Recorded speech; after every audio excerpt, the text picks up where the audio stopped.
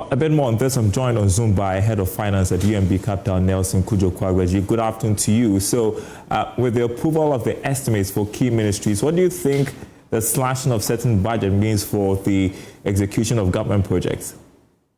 Yeah, thank you very much, Dara, for having me. I think that the tone of government right from the beginning has to do with fiscal consolidation and expenditure rationalization. I believe that the cuts in government expenditure is going to bring in some level of efficiency. It is also going to reduce the kind of wastage that we have witnessed in the system over the years. However, cuts in expenditure to certain essential sectors of the economy may affect the development and growth of those sectors. For instance, if you look at energy and green transition, you will realize that the debt level alone in that sector is huge. And so with a reduction in their budgetary allocation, is going to significantly affect that particular sector. But I think that the overall objective of government decision to cut the expenditure has to do with fiscal consolidation and expenditure rationalization. Yeah, I mean, we had the finance minister very confident about government meeting its key fiscal targets, despite the cut to spending, especially within some ministries. How feasible is this? Well, I think that as at the end of last year, the total growth was 5.7%. The finance minister has revised that to a prudent level of 4%. Again, inflation as at the end of last year was 23.8%. The finance minister made it clear that he intends to achieve 11.9% inflation target. Clearly, the performance of these macroeconomic indicators will largely be dependent on the performance of the economy.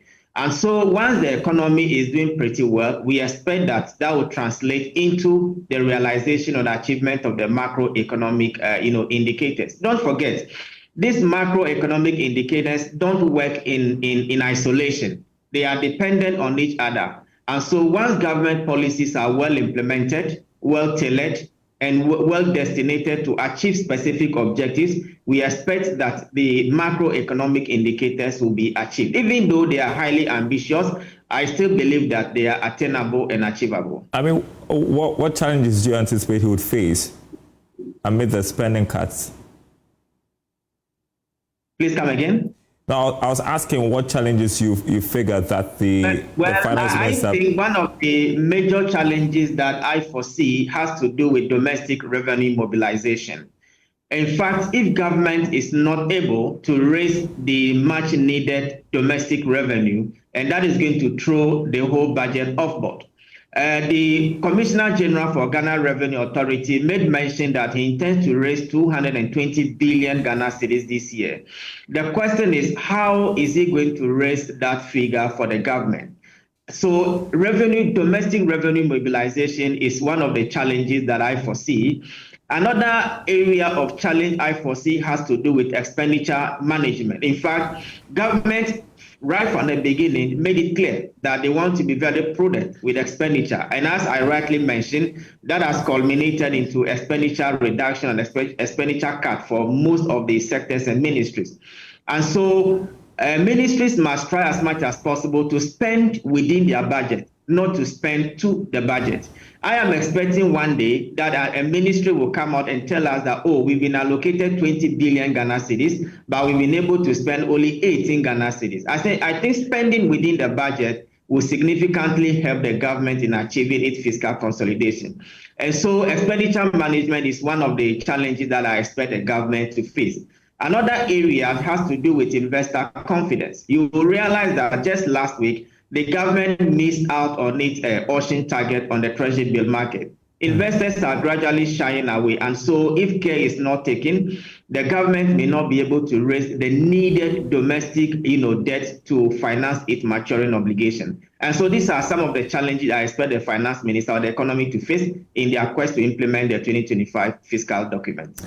We also watched the majority leaders say that the government was going to raise some 220 billion cedis required for projects outlined in the 2025 budget. And so with these budget cuts, you wonder where are they going to get the resources from to fund some of these projects? Exactly so. I mean, you have just nailed it. I think that one of the issues or areas that the government has to work on, or the GRA has to work on, has to do with the informal sector. In fact, I granted an interview some time ago, and I made it clear that Ghana, our economy is largely informal. The formal sector represents about 25 to 30% of, the working population. And so 25 people cannot be working to feed the rest of the 75 people. And so I think that the informal sector should play a critical role. And so the Commissioner General and the GRA team should focus more on the informal sector and rake them into the tax net. I also think that another area that we need to focus on has to do with tax compliance. You realize that most companies are not really compliant with tax regulations. And so they should actually make sure that the companies that are supposed to pay tax actually pay the needed tax. Then finally, I think we have to relook at our tax exemption regime as a country in order not to give free money to companies who don't actually deserve it. So I think with some of these measures, they should be able to hit their revenue mobilization drive for 2025 fiscal year. The Finance Minister concluded his remarks on the 2025 budget debate by promising the government's commitment to fixing the economic challenges. I want us to talk about global uncertainties, because there's so many things happening globally that could affect our economy. Yesterday we talked about the tariff war. What policies should the government adopt to maintain stability? Well, I think that is very important. I think our policies should be homegrown. Once your policies are homegrown, any external shocks that wants to hit you, the impact wouldn't be that much. For instance, the government intends to spend 1.5 billion on agri for economic transformation.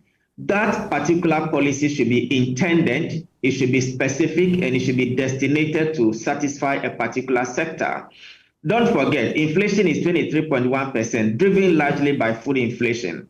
Agenda Planting for Food and Job 1.0, 2.0 has failed. And so I think that our policies should be homegrown, they should be well intended, they should be directed.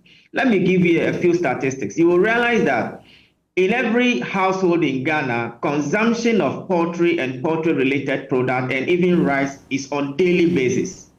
And so once we are going to spend about 1.5 billion cedis on this particular project, I think the chunk of the money should be designated to the local poultry industry and also towards the local rice industry. In that case, you will realize that the policy impact will be felt directly by Ghanaians as a result of the homegrown nature of that policy. I also think that the gold board that the government intends to establish is also going to help stabilize the economy, because their mode of operation will be just like the Ghana Cocoa Board. And so much of the revenue from the gold will also be retained in the country in order to help absorb some of these shocks that we may experience as a result of the trade war between the US, Canada, China, and the Mexico. All right. Thank you so much for your thoughts this afternoon, Nelson Kudjo Kwagbeji. He is head of finance at UME Capital. I appreciate your insights.